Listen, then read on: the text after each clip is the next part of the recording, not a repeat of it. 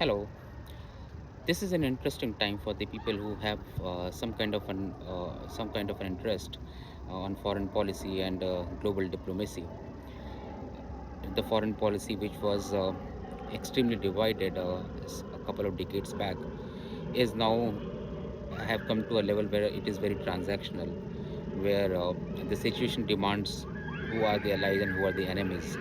And one of the curious case, one of the very interesting case for all the foreign policy students is the recent crisis of Bangladesh, and I would say the crisis in South Asia. Here it is very difficult to understand who is the friend and who is the enemy. The Pakistan, we have already discussed in my previous in our previous video that there are basically four actors right now who are having some kind of a say here. One is of course China, the other one is India, the third one is Pakistan, and the fourth one is USA. If you talk about if we talk about the if we talk about the foreign policy, the biggest player, the superstar in this foreign policy is none but USA. I would say a majority of the foreign policy, the global events that happens, the global reordering which happens at various region is either as per the US wish or as per the US scheme of things. Just take a look at how this whole foreign policy is evolving, and probably you'll have an understanding in much better way how things are unfolded in South Asia. So after 1947 and a large part of 40s, a lot of nations they have gained their independence because of their own freedom struggles, because of their own efforts, and USA and Britain, France, Portuguese, they have started leaving the former colonies who they have occupied for centuries. They have started leaving them and allow these states to form their own government by their own processes. And because of that, a lot of countries like India, China, Pakistan, Bangladesh, and Southeast nations, they have gained independence. Now the independence, the kind of government that these countries had and these countries have are into, some have gone for a pure form of democracy or republican form of government. Republican democracy, you can understand, they are used interchangeably, but the primary the characteristic of these form of government is that the government is chosen by the people in some form of universal adult franchisee. Some government, they have of course chosen to remain monarch also. Some part of Middle East, they have chosen to be monarch, and somewhere a kind of an autocracy was also established in some nations. uh, in while all this happened, there was a clear cut divide, which was the flavor of the day, was communalism or communist government versus capitalist government. uh, if you look at the capitalist government at that point in time, America was one of the biggest poster boy of the capitalist government. The USSR was one of the poster boy for the communist government, along with China and USSR. They were the two major economies, two major players, two major part of the United Nations Security Council. They are the communist countries. I mean, you all know all these things. I'm just trying to bring some kind of a context to what I'm going to talk about, and I'm going to talk about the role of USA. In this video, how USA is shaping the global order. Uh, so once the government has been formed, of course, USA is a very big country, and so is the USSR. So was the USSR at that point in time. uh, Once the government has formed, there was of course the competition in terms of who is going to own the resources, who is going to become rich. The discoveries, the scientific experiments, technological advancement have started shaping the supremacy of the countries, and who will rule the world. That was the norm of the day. In that, neither USA nor USSR were behind. They were both competing neck to neck.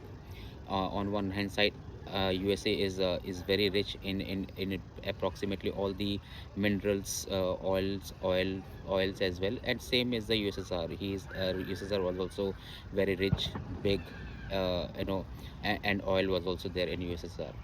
So the supremacy of the world was between these two nations. China was not in the picture. India was certainly not in the picture that point in time, and both countries were having a major breakthroughs in advancement of technology. So that was the first battlefield of gaining the supremacy of the world, that who is more technologically advanced. That's why you see that the nations have started investing on lots of research and development, atom bombs, nuclear weapons, and once a nation becomes nuclear, they do not want any other rival nation to become a nuclear power, and that is still happening even today. The case in point is Iran and Israel. If Iran gets a nuclear weapon, Israel is having a fear that Iran would use that nuclear weapon on Israel first. So that kind of a thing. Similarly, when nuclear weapon was when India made the nuclear weapon, Pakistan also made the nuclear weapon. So that kind of a thought, and so atomic bombs, nuclear weapons, military equipments, who is making a superior military equipments, who is making a laser guided missile, a surface to air missile, who is having a better air force, who is having a better armors. So all these were the all these were the thing that they were competing on, and both USA and USSR were having, again, both were like neck to neck equal, and both are making remarkable progress on both technology front, military front. And then the new and also during that point in time, the space exploration became the battleground for these two nations.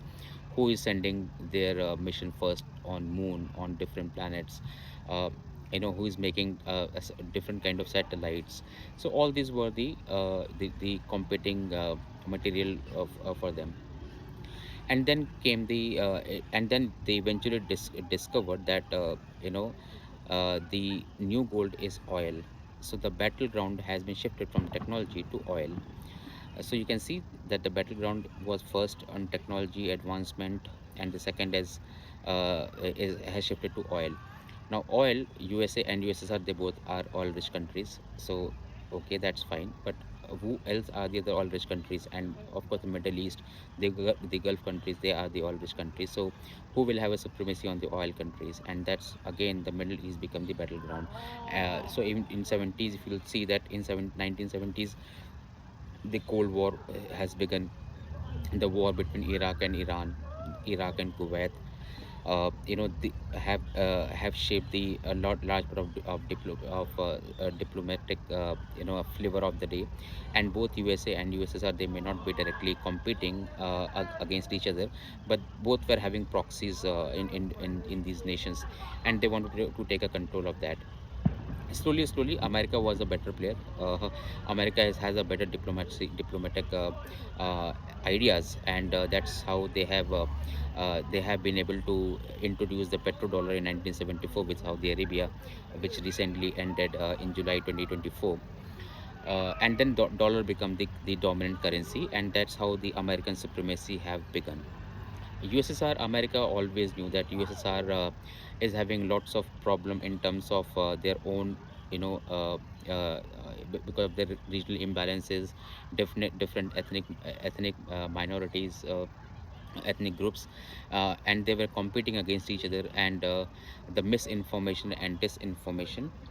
Please mark my word. This word I'll refer to again. Misinformation and disinformation in USSR was propelled by American media, by American broadcasters, and America was knowing, and that's okay. That's a kind of fair in war, but that's how the American behaved. I mean, I'm just talking about. I'm not, without taking any side. I'm just talking what exactly happened from my point of view. So misinformation, disinformation was created. A lot of global institutions were created who were like pro America, pro Europe. Now America knew that USA is a big country. South America was lagging behind both in terms of technology. The government was also, some communist government was there in Cuba, Venezuela, and America knew how to deal with them. So America was able to deal with them, and then American shifted to Europe, and Europe was anyway a friendly nation to America. Europe retained their friendly nations to America, so America had no problem with with them. And now America has shifted and to USSR. Of course, USSR is something which is a rival for America in many ways, technology, rich mineral richness, and all those things. When the battleground became Middle East, America had a good hold on Middle East via Saudi Arabia with the petrodollar. When they introduced the petrodollar was introduced, which indicated that all the oil trade will happen only in dollars and in no other currency. That's how the Americans have started an artificial demand for dollar. And that was also the time when Americans have gone have done away with the commodity based currency, and they have started moving to the currency which is more demand driven. uh, so that was a time in the Middle East crisis. America was a clear winner. uh, and then after that, America already knew that USSR will disintegrate because USSR had become too big uh, to sustain, and there was a you know uh, lots of imbalances, ethnic tensions, which is further fueled by communist versus capitalist debate, democracy versus autocracy debate. And the chances of Americans of USSR disintegration was very evident because there was mismanagement from USSR. They were not able to handle their suggestions well, and America knew that sooner or later the USSR will not be able to sustain and will be pressurized, will be under pressure because of its own weight, and it will disintegrate, which eventually happened in 1990. In the whole crisis, when the 1990s happened, so from the technology to oil, and now again, what is the third right now? The third point of gaining supremacy is the information. This is the age of information technology. The world is no longer a place of monopolistic information dissemination. So people are having lots of information on data, information about various other countries and what's happening all around. So data has become a new battleground, and this will continue to be a battleground for longest time that we can think of. But apart from that, the only problem that Americans were having was they were not having any foothold on South Asia region. And USA was not very keen to do that. Of course, they were very keen, but they were not pushing aggressively their ideas because of two reasons. One reason was India was the largest country here. India just if you compare India and Africa, Africa is 9 times more than India, but Africa has 52 nations. India, of course, is one single nation. And Americans were, and during Cold War and during initial years of independence, India had aligned well with USSR. So USA has always seen India with a lot of suspicion, at least till 2004 2005. India was against USA was not very keen to have a close tie with India. They tried their best in earlier, but they couldn't succeed. And so they have to settle with Pakistan. But Pakistan was very loyal to America for sure. America was giving lots of aid to Pakistan, but somehow they were not able to get the results that they wanted to have.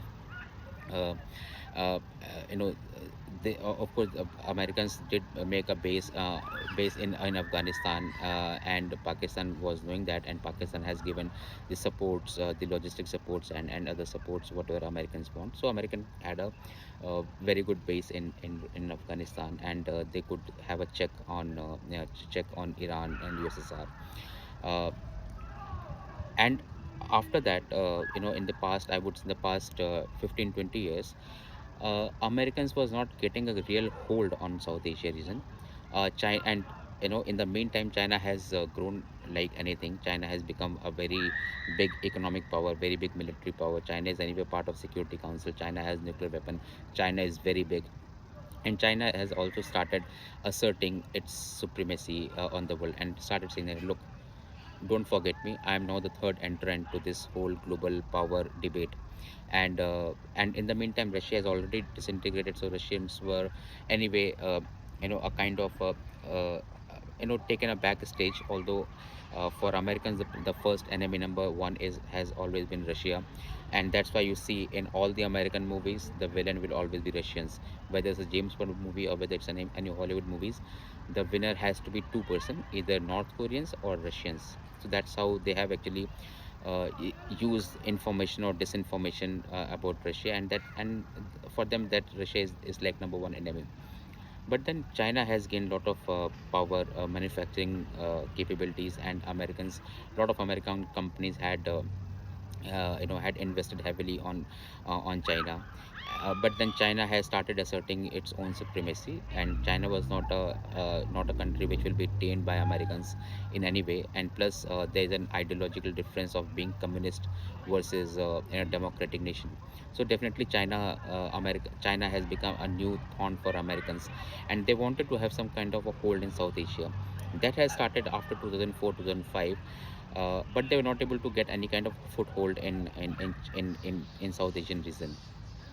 They tried their best. I mean, Pakistan was their ally, but like I said, this is a very interesting time of foreign policy and foreign relations and diplomacy, because America and Pakistan, they were always traditionally very good allies. But then of late, Pakistan has become a very good ally of China. So that was a little bit difficult for Americans to fathom. And America and China, they are anyway at loggerheads. So it was increasingly become very fragile for foreign policy perspective and supremacy perspective, that a nation who they want to have their supremacy, who is something I mean has is they want to have supremacy on China, but in that region, in South Asia region, there was hardly any place.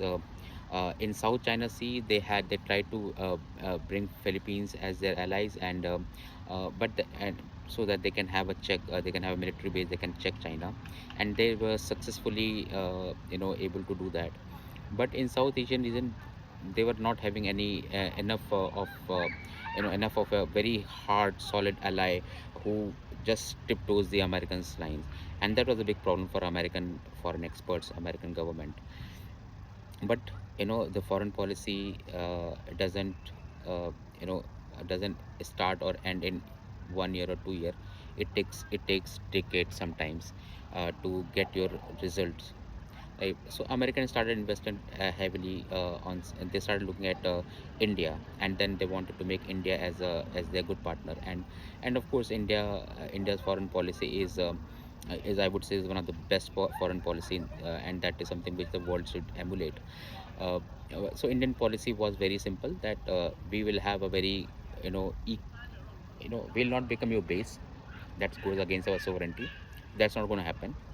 But we are eager to help you, seek help from you, or help you in terms of a market, a labor force, you know so that it's like a win-win situation for both of them, without interfering in each other's democracy or each other's internal affairs. And India was too big to kind of uh, uh, shrug off. So Americans having a very good ties. In 2006, I believe the first civil nuclear deal was done between Americans and Indians, and that was a landmark event. And after that, successively government have had a very good relation. This time, the current Modi government of India is having very good relation with America. But then, till 10 years of any government was fine with America. But then the third term, or I would say the second term, or after they see that the popularity of this government is not going down. Not only that, the popularity of this government has superseded even the popularity of American president, or US's president, or any sorry, Russian president, or any other presidents of the world. So India has definitely become a threat for them, and then their old thought of about India, they start looking India with a suspicion. Although they can't shrug off India, because India is too big for them to ignore. India is no more a small player. India has also said that even we are there. China is there, so even we are there. And why shouldn't we have a say on global voice? We are 1.4 billion people. We are the fifth largest economy. We are a growing population, we are a young population, and we are having a great ambitions, and we want we have never been an aggressive, so everything has been very good about India, and India started assertive, becoming assertive about them. So America was having a relation which has both strategic in nature, military wise, sharing intelligence and all, but India has its own mind. India cannot be dictated by either China, Russia, Pakistan, or America, or for that matter any part of the world. So India definitely was independent in their own foreign policies, and it was kind of appreciated even by USA guys, by USA foreign experts, even the Russian foreign experts. I believe everybody knows in the entire world that India is very independent, and they have they are one of the important players of this whole global order.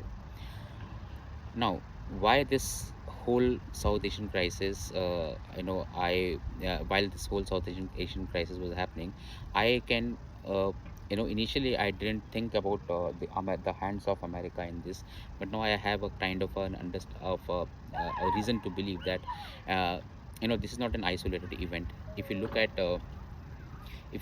and why I'm saying this thing, because I just want to kind of bring back the attention to Americans role in this South Asian crisis, and how they are trying to get a foothold which they are not able to get so far. And I believe now with Bangladesh crisis they may get a foothold here, and the foothold may not be against China, it could be against India. If you look at things, American didn't like when Prime Minister Modi went to Russia soon after he was elected third time in India. He had the first country that he had gone uh, was of course Italy, and after Italy he had gone to Russia, and he had a very good ties with Russia. He reaffirmed the ties, and now PM is India is going. Narendra Modi is going to Ukraine very soon as well. And if you look at the chatters and news at that point in time, Americans didn't like this. No one in America did like this. In fact, so much so that they in the Congress, in their parliamentary session, the congressional session, they had brought this visit, and they've discussed about that why India is visiting Russia. Anyway, so this how the Americans are now involved here is if I can tell you from four events right from 2021. If you remember, 2021 was the first event when when Afghanistan, when Taliban came back to power in Afghanistan after that unceremoniously exit of Americans. You may have seen the visuals of Taliban's. They are looting the arms of Americans. Just imagine which which country, and the country like Americans are fleeing from Afghanistan by leaving their entire weapons over there. There's something which seems untrue to me actually. This was a there it was like I would say it was decided to happen that way, that they will leave their arms and ammunitions. And anyway, so Taliban, so that was the first thing, 2021 Taliban government. Second one is in 2022 Sri Lanka crisis.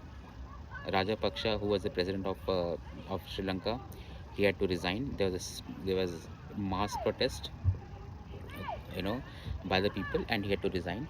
2023, there was a crisis in Manipur. In Manipur, and that is Indian. In India, Manipur is a part of India, a northeast part of India, and also a neighbor of Bangladesh. Bangladesh is also having their boundaries with Manipur. In Manipur, if you look at Manipur, the whole crisis is something which is different actually. It was a crisis between the two communities, the two tribal communities over there. One tribal community is known as Maitis, other tribal community is known as Kukis. Maitis are the natural inhabitants of Manipur. Kukis are also inhabitants of Manipur, or original inhabitants of Manipur. Kukis are also found in Myanmar, and part Myanmar, Myanmar. The Kukis tribe, they are also in Myanmar, and in north, and in Manipur. Kukis are primarily Christians. They have been converted to Christians actually. The evangelists and missionaries, they have converted a lot of part of India in the northeast into Christianity. And Maitis, they were Hindus, and they are they are small in number. And when one of the high court order came, that even the Maitis, they should be getting a status of tribal status, the cookies did not like, and they started the violence, and then this whole area boiled into mass violence and everything. So 2023 was that year when the crisis in Manipur happened. So you can say the crisis in India happened. So Afghanistan, Sri Lanka, India, and in 2024 the crisis in Bangladesh. So if you want, if as a foreign policy student, as a foreign policy observer, you will understand the thread that Afghanistan was the first, and Pakistan was anyway their ally. India, they fomented this kind of manufactured differences between the communities, and there was a crisis here. And now Bangladesh. In fact, if you know about, there's Americans want that some part of Myanmar, some part of Manipur, some part of Bangladesh, the southern part of Bangladesh, they become one single nation. I believe the name is Zalingam. That's what is the name. That's what the name is being circulated since 2017. The sovereign nation of Zalingam, which will comprise of some part of Manipur, some part of Bangladesh, of India, Manipur. I'm sorry, Myanmar, Manipur, and Bangladesh. And why do they want to have this kind of thing? Because the plan A was to have a Saint Martin's Island, possession of Saint Martin's Island of Bangladesh, which Bangladesh had refused. So they said, okay, if not Bangladesh, then I have two other options. One option is, of course, I'll remove the government. I'll have a kind of I'll wait for the moment when something had happened, and I will try to I will try to remove the government altogether. And I'll show you how exactly this happened. And the second one is, if that plan A, if that plan is not happening, the other plan is to create a Zalingam kind of a state. And in Zalingam state, there are majorly two three players. One is some Jamaatis group of from Bangladesh. Other one is, there's a guy with the name, uh, I'm forgetting his name, P uh, PS Haikobi.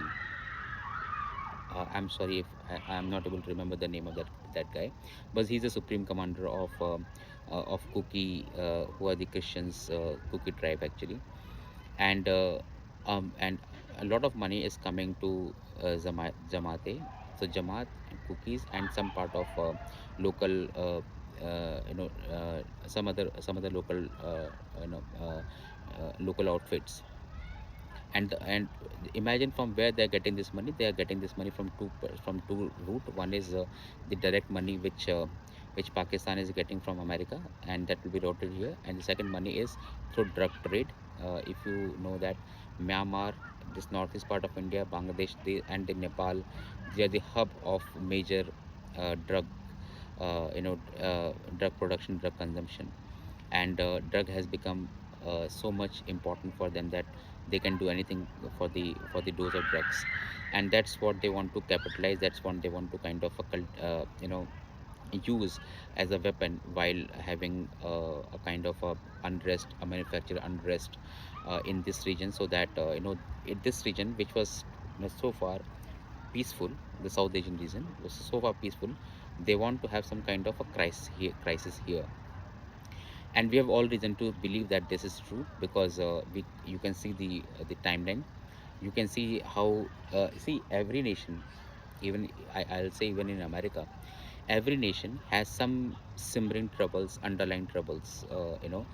Particularly, there will always be some group, whether how this could be small or big, but it will always be there in all the part of the world.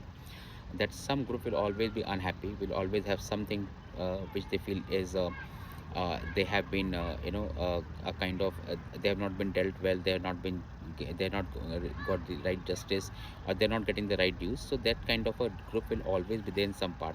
And countries like India, Bangladesh, which are like poor countries, not that rich as Americans and Europeans, So there are a lot of groups. It's very easy to kind of foster trouble here, and that's what that's what was harnessed well by the Americans, American foreign policy. And now their aim is to create the disturbances in this region, which they call as Zalingam. Suddenly some people come and say, okay, we want to have a separate nation. That's the easiest demand to say that, because of we are having ethnic majority, and we are the ethnic people, and we have been discriminated by the majority and whatever, and then they will say that we want to create our own nation. Whether that nation will be created or not, it's not that's not the question. The question is how to create tension, how to keep this area, this pot boiling, so that they can have a moral right to interfere whenever they want to do that. And that's what is the thing that they want to create here. And the whole Bangladesh crisis, of course the student protest was the major reason, but then they saw this as an opportunity for them to have their larger agenda fulfilled. And otherwise, once the agitated students demand were met, why would they still be going, why they still be doing protest? And now these protests, you'll find that the girls have completely gone. There's no girls. I mean, what kind of student protest is that where there are no girls? The girls are gone. In fact, you can see there are lots of even today, the protesters, they have given ultimatum to Supreme Court, the Chief Justice Supreme Court, to resign. And not only the Supreme Court judge, it's the Chief Justice, but also 6 or 7 other judges to resign. I mean, you will be fooled to say that this is only a student protest. I certainly cannot accept that this is just a student protest. This is certainly a manufactured protest, which has a bigger agenda, and the agenda is simple: destabilize the government, discredit the government. And this has started in 2023 onwards. When Sheikh Hasina said that, we don't, I'm ready to lose my premiership, but I will not. I will not tinker with the sovereignty of my nation. I will not give Saint Martin's Island to Americans. And she said that American want to have the white men. She said the white men want to create a separate Christian states here. She didn't mention that specifically, but of course people knew that Zalingam is a term that she was referring to. So that was something which which people have understood, which you should understand now, that this is how the Americans hand is also there in the South Asian crisis. And it is a big challenge for nation like India to deal with this, because India and America, they are having a very good terms as well. But at the same time, they know that Americans time and again try to put India into back foot with some kind of reports, some kind of some uh, obscure comments from important people. And since America is a powerful, a lot of media, they pick that up, and they feel that this is a gospel truth. So that's how it happens. And but it is not easy even for America. I also not easy. It is extremely difficult for Americans to have a hold in India, because I'll talk about how India's foreign policy is shaping, and how India's foreign policy has become a kind of nightmare for the people, for the nations who want to take a supremacist approach over India, which so far they have not been successful, and it's not an easy task. Uh, but my idea was today to tell you that South Asia was one region where America was not having a good foothold, and with this crisis, America is has moved miles closer to that aim. And maybe if I mean, that depends how how the government unfolds, how the countries unfold their foreign policy, how they counter this Americans aggression towards American aggression in South Asia. How they counter this will determine the fate of South Asia as a nation, as a continent, as a group of nations. So that's all I want to kind of discuss in this video. I will have this video is already anyway long, so I'll pause now. And just let me know how you do you like the content, and if you have any suggestions, please do let me know. Thank you.